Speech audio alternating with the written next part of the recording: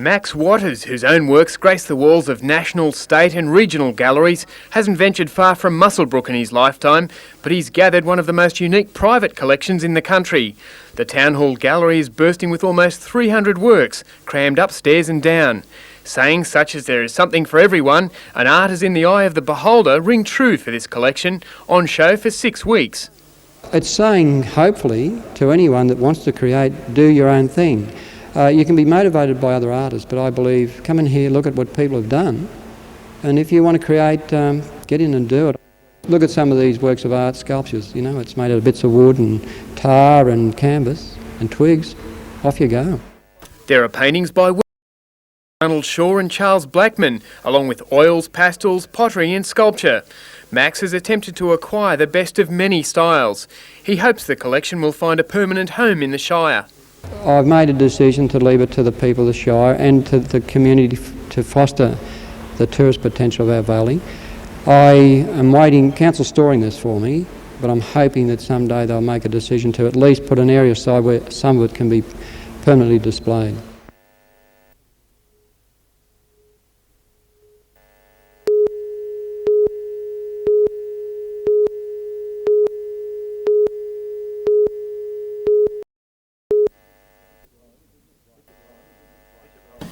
Bishop Holland and his wife Joy will be missed, not only by Anglican parishioners, but by the community at large. That was the message clearly conveyed at last night's farewell in the Great Hall of the University. More than 1,000 representatives of the Anglican Church and Newcastle's academic, business and political community gathered to pay tribute to the Bishop and his wife for their considerable contributions to the spiritual and social needs of the Hunter region. Farewell gifts presented last night were 3 paintings of Bishop's Court, the Registry and Christchurch Cathedral, and a cheque for $20,000 representing donations from the people of the Newcastle Diocese. Bishop Holland will formally retire on August the 6th at a service in Christchurch Cathedral. He and his wife will live in Canberra after spending time in Jerusalem next year.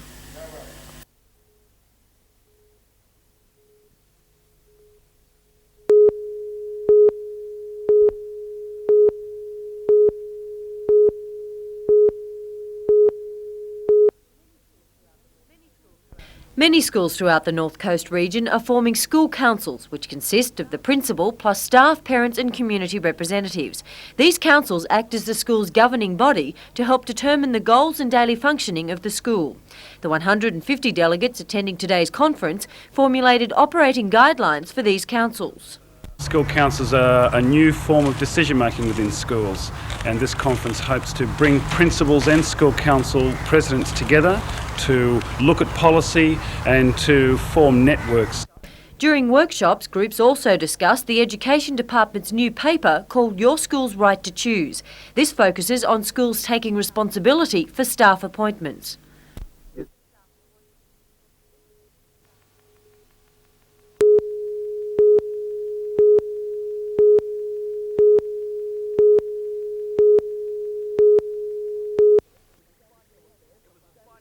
It was a spiteful affair, some savage tackling sparking several scuffles.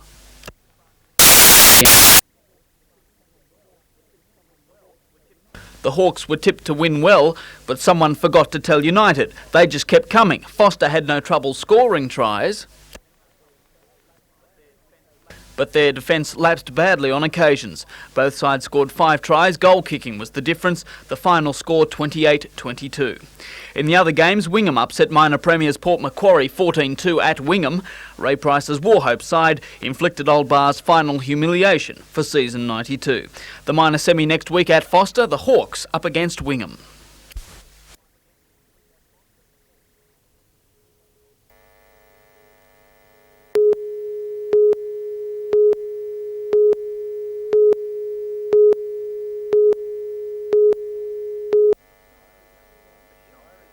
The Shire is out to ride the bulls back into the lucrative field of conference and seminar hosting, and why not?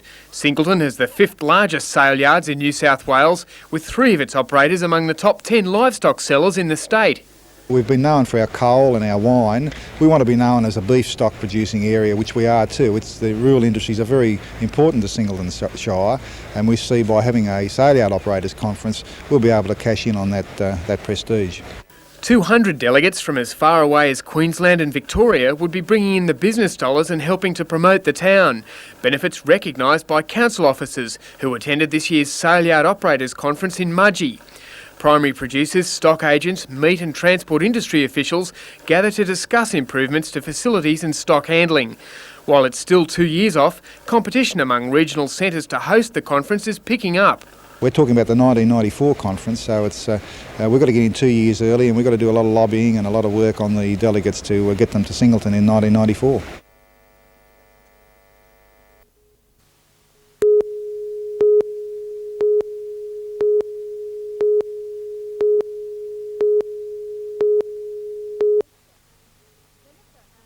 Jennifer Ann Woolsey, her husband and 2 of their children lived here at Endeavour Street, Rutherford.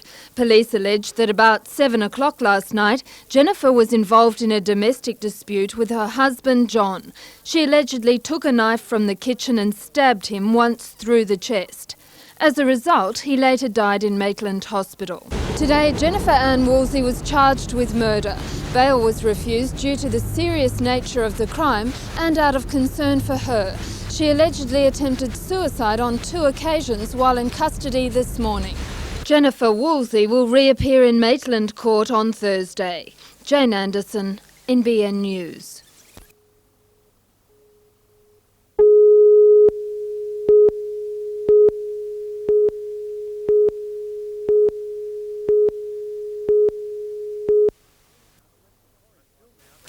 Until now, the Lake Macquarie Private Hospital has offered exploratory and diagnostic cardiovascular services through the only catheterisation laboratory between Sydney and Brisbane.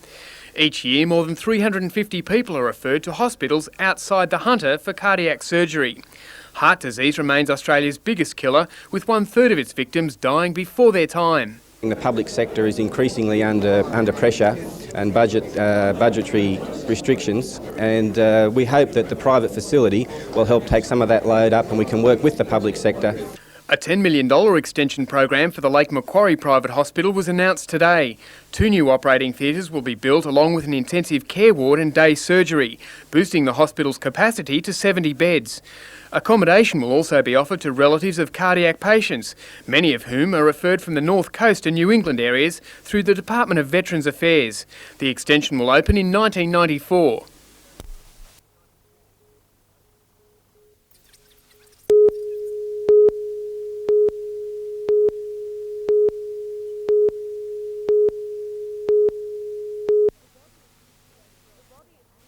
The body of 68-year-old Peter Ansook was found at 9:30 on Saturday morning by surfers competing at the cliff. Today, 20 officers combed the length of the beach from Bar Beach to Merriweather. They were searching for 3 personal items missing from the body. They are a silver square-faced digital watch, a brown leather wallet which had at least $100 in it, and a black plastic Building Society folder. Police are still awaiting the results of a post-mortem examination to determine the cause of death. There were abrasions to his head, but we're unable to determine at this stage how they were caused. Mr Ansook left the Polish Cultural Centre in Chatham Street, Broadmeadow at around 9:30 Friday night. He was then seen heading into the city. We believe that he was last seen about 10:30 p.m. on Friday night in Belford Street, Broadmeadow, walking towards Newcastle. Detective Sergeant Nolan believes someone may have seen Mr Ansook. He was wearing a grey suit and white shirt. Police describe him as being of stocky build with grey receding hair. He spoke in broken English and police say he was drinking heavily on Friday night. Anyone with information should contact Hamilton Police. Jodie McKay, NBN News.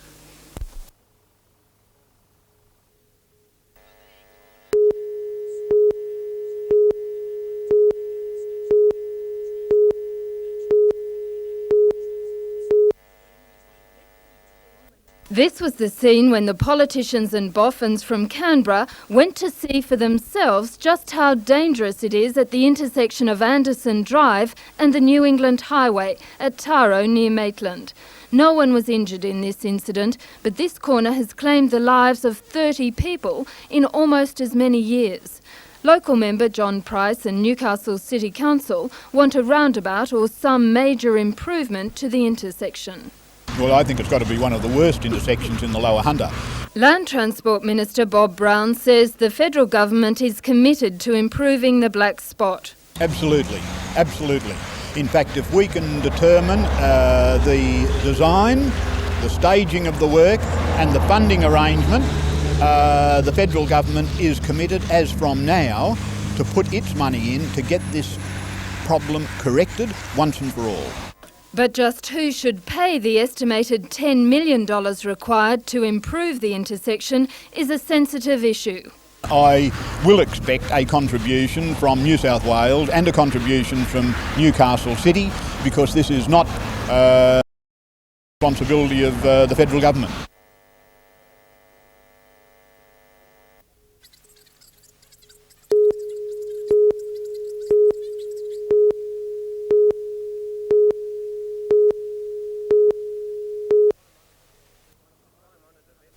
The time-honoured event has been one of the highlights in the Hunter Valley's annual bowling calendar, and this year no less than 12 of the 24-member field has represented Australia. Flamboyant Brisbane cabbie Rob Perella, a Commonwealth Games gold medalist, is in the field and in top form, with wins on the Gold Coast last week. Joining Perella is young South Australian Ian Taylor, who continues to perform well at the top level and only recently had a huge tournament win.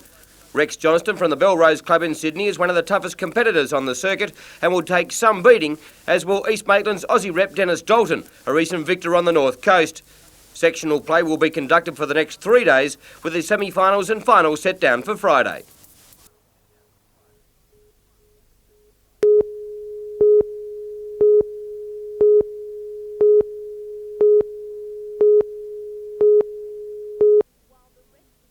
While the rest of the world feels the pinch of recession, in Paris it's fashion as usual. Synonymous with the creme de la creme, Chanel, this year at the top of the fashion world. And every season Karl Lagerfeld breaks new ground, beautifully cut and gathered dresses with accessories to match. But the showstopper was this sculpted black velvet bodice that laced tight at the back, zooming the breasts out where they could arrive on time, whilst the owner was running fashionably late. And from the elaborate to the refine, Pierre Cardin chose hard geometric shapes coupled with flowing fabrics. It might not be everyone's favourite, but at least it's easier on the wallet.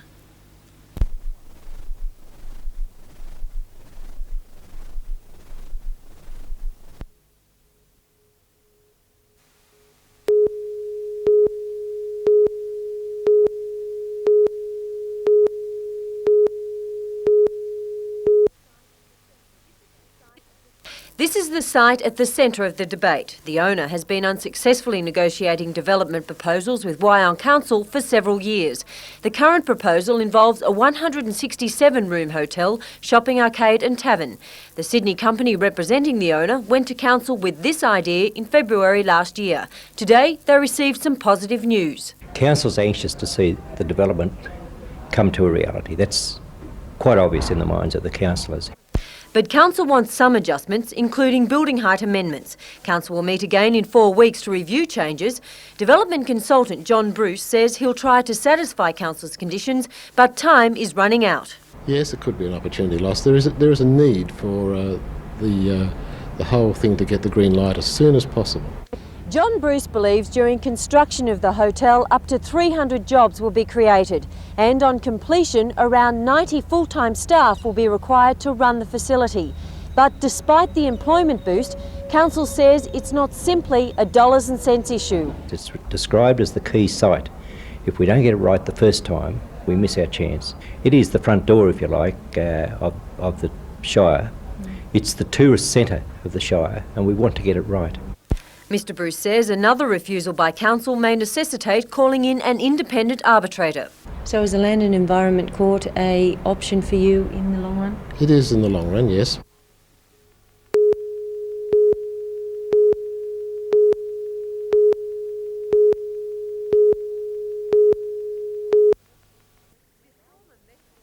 This former Methodist church is now home to theatre company Novocastrian Productions. Last night it came alive during the final rehearsal of Shenandoah, a play depicting the American Civil War. The time is 1862, the setting South Virginia, Confederate country. War has been declared and the locals are celebrating before the soldiers leave.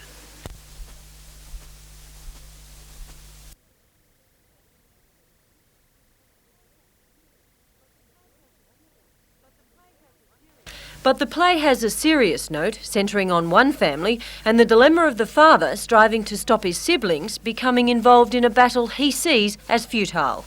During the course of the war, the eldest son is killed. What evolves from there? Well, you'll just have to see it for yourself. The play opens tomorrow night. Catherine Lamond, NBN News.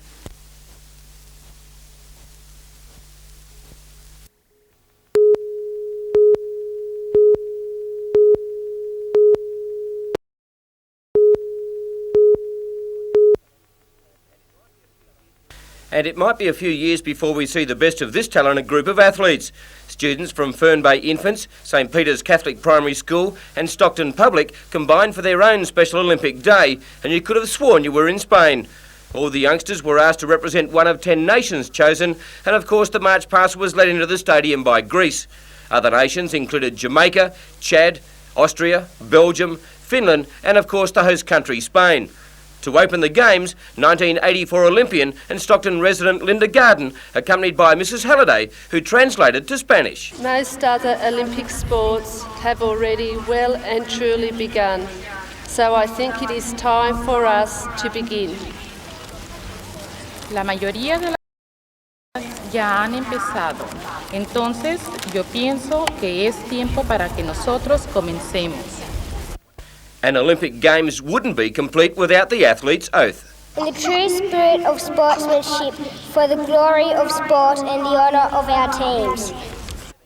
And while there was no flaming arrow over the stands of Lynn Oval, there was a special cheer for the well-recognised torchbearer, often seen at the footy. With the Olympic flag raised, the Games were finally underway, with competition fierce in all events, although there was a touch of total enjoyment which lingered throughout the afternoon.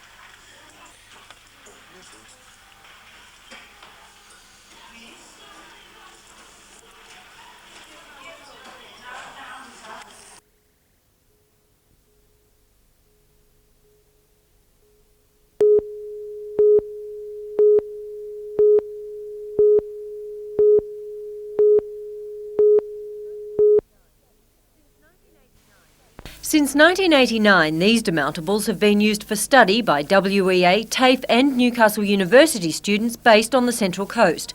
The plan is for a much larger joint campus of Newcastle University and Hunter TAFE on this site. The federal government has committed $24 million for stage 1 of this development, the money being released between now and 1995. Central Coast councillors, academic staff and local politicians who met today say that's too slow. Unemployment in Wyong is tipping 15%.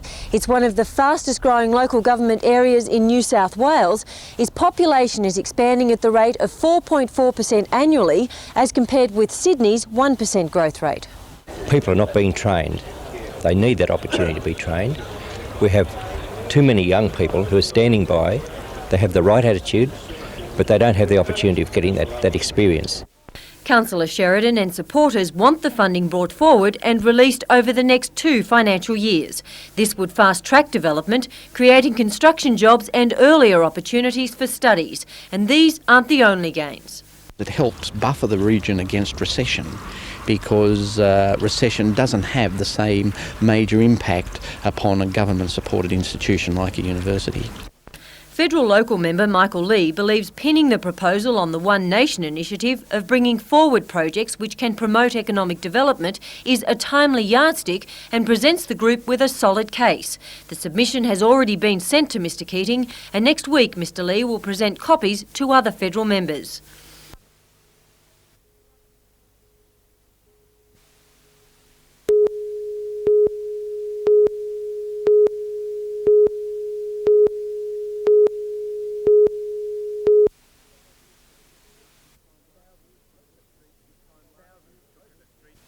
Thousands took to the streets this time last year protesting against the state government's plan to cut the Hunters' health budget, said to have blown out by $5 million.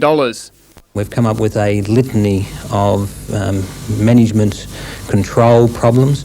500 jobs were to be cut. Many more decided to jump for voluntary redundancy before they were pushed. The mere fact that those retrenchments have cost in excess of $16 million in 1 year would indicate to me that that's poor administration by the department.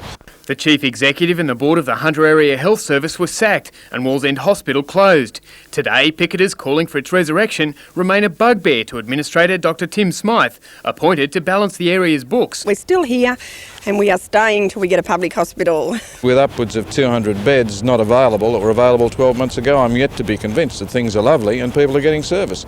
While the John Hunter Hospital was commissioned to become the area's medical magnet, Mr Price says at times it's overloaded. For some, eventual improvements in cardiac, community health and hospice care don't make the bitter pill of the past 12 months any easier to swallow. Andrew Lobb reporting for NBN News.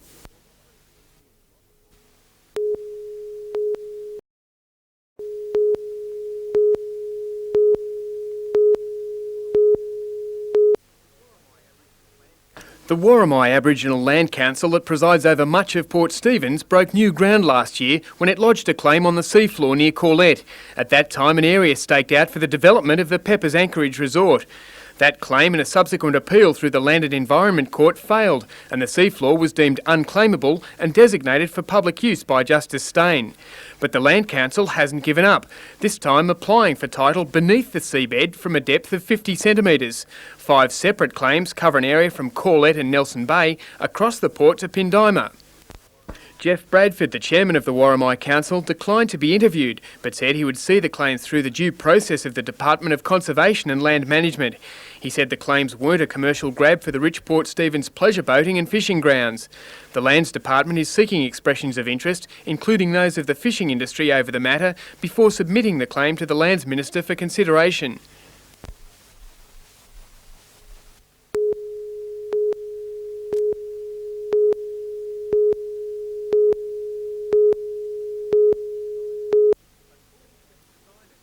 According to its designer, the fence is an invention of necessity. Built at specialised component industries at Lake Macquarie under the name of Earthcare Systems, it features high tensile steel stakes and can be run with up to 11 strands of polypropylene rope, each interwoven with a stainless steel conductor thread. It's designed to be easily set up and durable when unattended. I've seen this in application, I've seen the shortcomings, I've seen the need for something that is more durable and more portable, and this is what we've come up with. Ray Brent has worked with United Nations committees seeking to establish more productive feedlot management of livestock in Asian countries. He believes effective use of the fences can help stem land degradation caused by overgrazing. The system can be extended or adapted by using outriggers or spikes attached to stumps or fence posts. Ray has used a single insulator and strand to run a 2-kilometre fence line. We have outriggers that you can rejuvenate an old conventional fence. First you're cleaning out your wires, old wires, and then putting your single side or double-sided outrigger up. You can rebuild that fence to a stock-proof fence.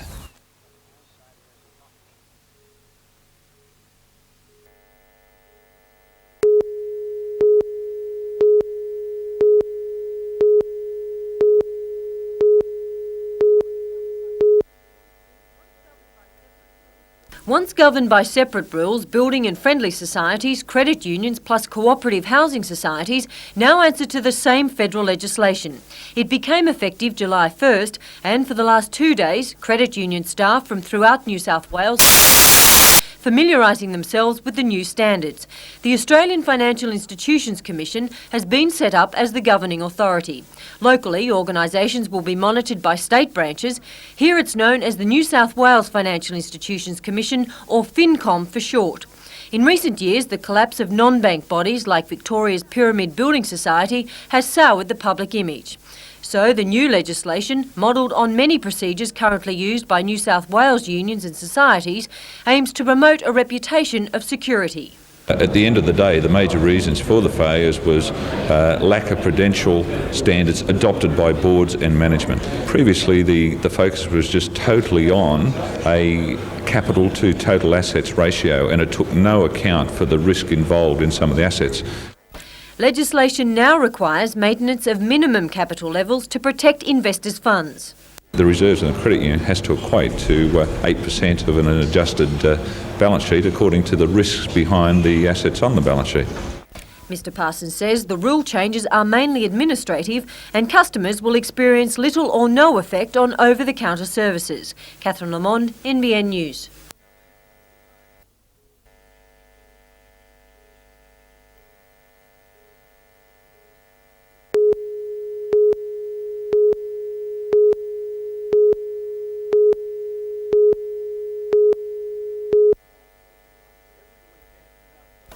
Every weekend, about 1,300 people are supposed to attend periodic detention centres across the state.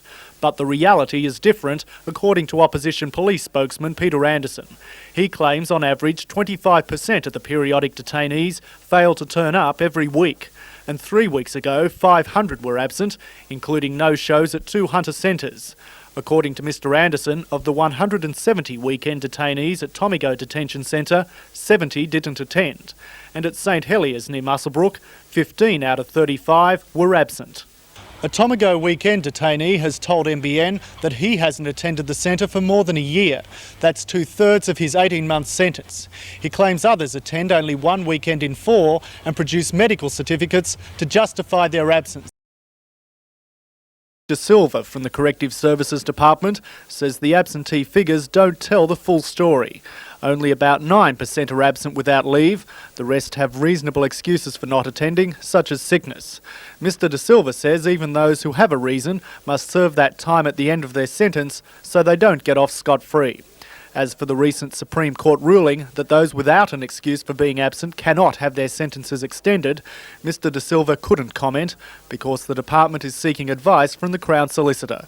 Scott Bevan, NBN News.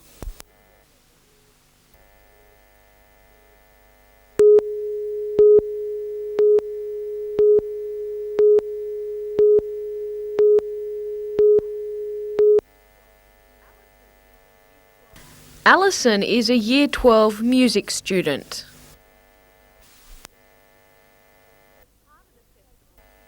As part of the festival, she chose sections from Shakespeare's The Tempest and put them to a musical setting. Alison composed 3 separate recorded each and then discussed with an interviewing panel their relevance to the play. As she doesn't belong to a metropolitan high school, she was unable to present her piece live to the judges, so an audio tape became an appropriate substitute. Yeah, I've enjoyed it so far, and it's been good because it's going towards my HSC music as well, so it's really been a good experience. Alison's understanding of Shakespeare also won her a place in the state finals of the drama section. She'll travel to Melbourne next month to compete in the national finals of the Shakespeare Festival. She's not interested in making music her career, but just enjoys it as a hobby. It'll always be a hobby, but I don't think as a career, no.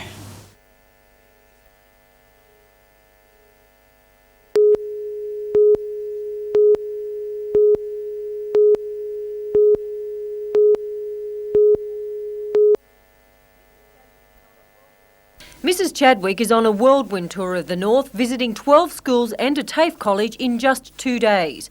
In Armidale, the Minister opened the Tom Johnston Auditorium at Armidale Public School.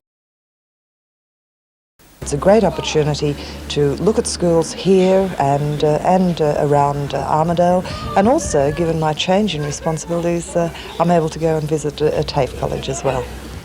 From January, Mirrabina will have a change of name, uniform and principal when it becomes a mainstream primary school. It will cater for students from kindergarten through to year 6 with an enrolment of about 60 pupils. Preference will be given to those who live closest to the school. Planning begins in earnest tomorrow night with a meeting of interested parents. We all talk about integration, but to have a special school become a mainstream school, I think is a very exciting possibility. It's believed the Mirrabina project will be the first time a special institution has been converted to a regular school. All schools are wonderful, but there is something special and magical about small schools, and there is a special spirit here at this school. So I'd have to say that if I was still a parent of a primary school age child living in Armidale, I'd certainly be looking here. 10 of the Mirrabina students will be integrated into the new school.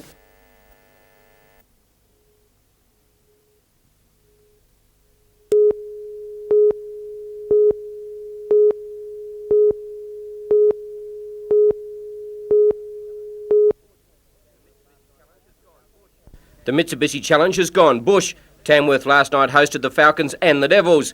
For the Falcons, a chance to repair some damage of a midweek loss to CBA side West Sydney and 2 previous NBL losses to Hobart. The Falcons' big man line-up and their outside shooters had the Newcastle team in a handy position, with Michael Johnson and Everett Stevens in fine touch. For the Devils, veteran captain coach Cal Bruton lit up for some good baskets, and former Falcon Wayne McDaniel was also in good form. Out by 24 points at the end of the third quarter, it looked an easy victory for the Falcons, but the Devils came back to hit the front with only 40 seconds left on the clock. But the brilliant point guard Everett Stevens sunk a big three-pointer on the buzzer to give the Falcons the win, 105-101.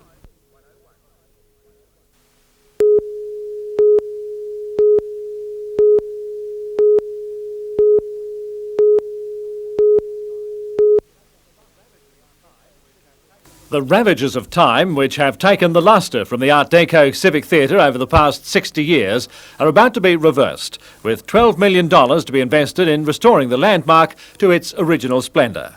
The first stage of the project is worth $8 million, and the Lord Mayor, Alderman McNaughton, says Council will soon be asked to approve the calling of tenders for the main contract. The money will come from a federal grant, a council contribution of $2 million and a public fundraising program. A start could be made in October, with the whole project expected to be finished by August next year. In that time, not only will the theatre's magnificent decor be restored, but its facilities will be improved in line with modern theatre ideas. It will be air-conditioned and boast modern stage equipment and rehearsal facilities. Alderman McNaughton said a number of Hunter Region companies are expected to feature in the tendering process for each of the contracts.